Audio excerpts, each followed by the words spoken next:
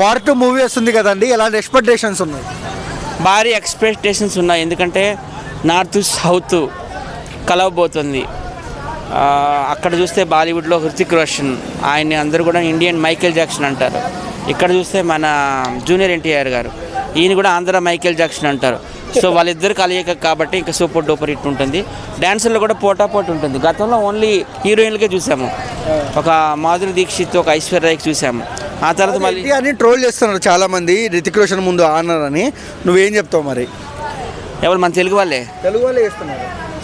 చాలా సిగ్గుసేటండి నిజంగా, అట్లా చేయకూడదు ఎప్పుడు. ఎందుకంటే మన తెలుగు వాళ్ళు బాలీవుడ్ అంత రేంజ్కి వెళ్ళారంటే మనం గర్వించాలి. అప్పట్లో నాగార్జున శివతో వెళ్ళారు, ఆ తర్వాత మళ్ళీ ప్రభాస్ బాహుబలితో వెళ్ళారు, ఆ తర్వాత మన అల్లు అర్జున్ పుష్పతో వెళ్ళారు. ఇప్పుడు జూనియర్ ఎన్టీఆర్ కూడాను మొన్న వెళ్ళాడు కొంచెం RRRతో, ఇప్పుడు ఇంకా ఫుల్ ప్లెజ్డ్గా వెళ్ళిపోయినాడు వార్ 2తో. సో ఎన్టీఆర్ని ట్రోల్ చేసే వాళ్ళకి ఏం చెప్తావు అన్న? వాళ్ళకి నిజంగా చెప్తూ కొట్టాలి, ఎందుకంటే తెలుగు వాళ్ళు పైకి వెళ్ళకూడదా? రాజమౌళి గారు చూడండి, మన తెలుగు జాతి యొక్క ఖ్యాతిని ఖండాంతరాలు దాటించారు. వరల్డ్లోనే నెంబర్ 1 అవార్డ్స్ అయినటువంటి ఆస్కార్ అవార్డు, గోల్డెన్ గ్లోబ్ అవార్డుని తీసుకొచ్చారు మన తెలుగు సినిమాకి.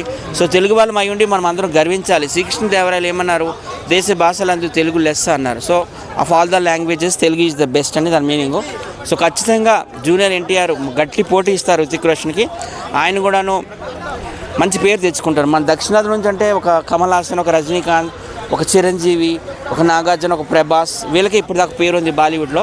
వాళ్ళ కోవలోకి ఈయన కూడా వెళ్ళిపోతాడు, వాళ్ళ సరసన జూనియర్ ఎన్టీఆర్ కూడా వెళ్ళిపోతాడు. ఎందుకంటే జూనియర్ ఎన్టీఆర్ అంటే ఇప్పుడు హృతిక్ రోషన్ అంటే ఓన్లీ డ్యాన్స్లకే పరిమితం. మన జూనియర్ ఎన్టీఆర్ అట్లా కాదు కదా, ఆయన ఏదైనా యాక్టింగ్